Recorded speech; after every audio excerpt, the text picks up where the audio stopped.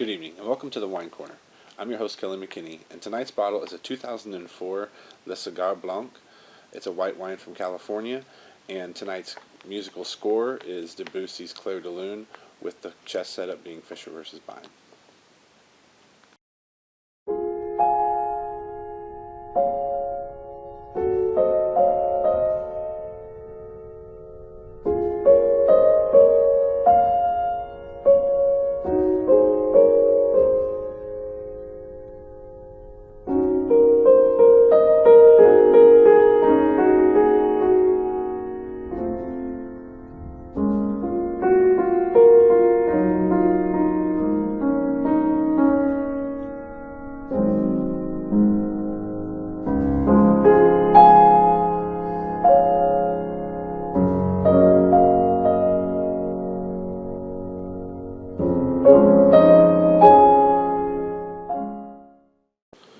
Alright, like I said, tonight's bottle is a 2004 Cigare Blanc, and it's a white wine from California, and I got this bottle just tonight actually for $6.99.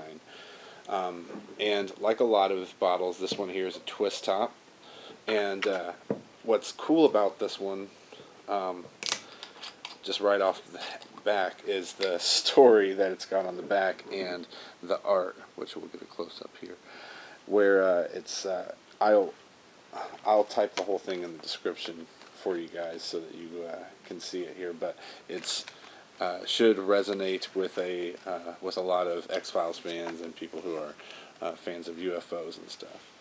So we'll go ahead and pour our first glass so we can start the taste.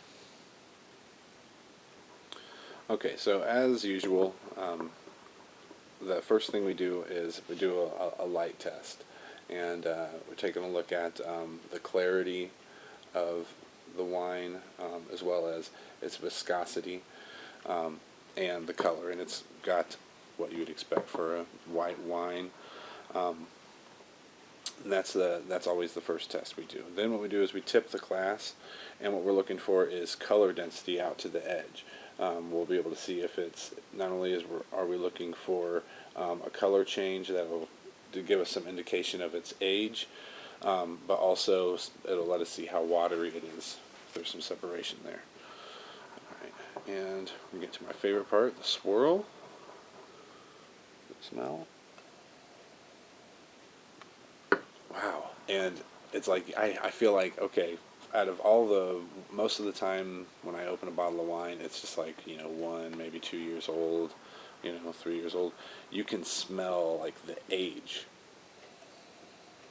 on this, and it smells like peaches and like flowery. It's really amazing. Wow, interesting.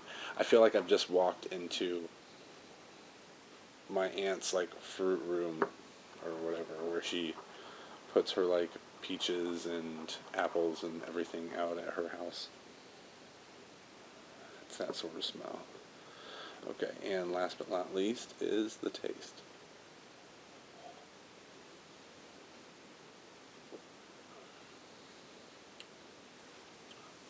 Wow, and that's I mean, it doesn't say that it's a sweet wine.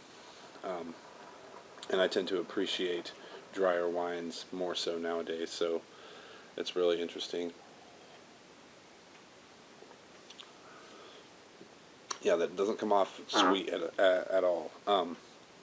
And you taste what you smell. And in the description there,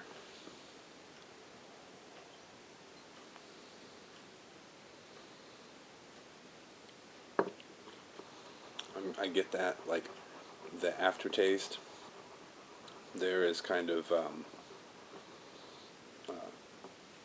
like if you were going to have like some honeydew melon. It's really interesting. It goes on, and the alcohol, that bite is right as it first hits the tongue, and then it just soothes away.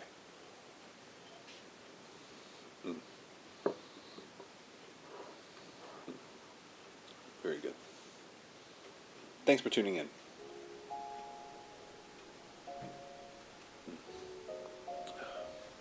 As always, this is Kelly McKinney, reminding you that a great wine is like a great woman.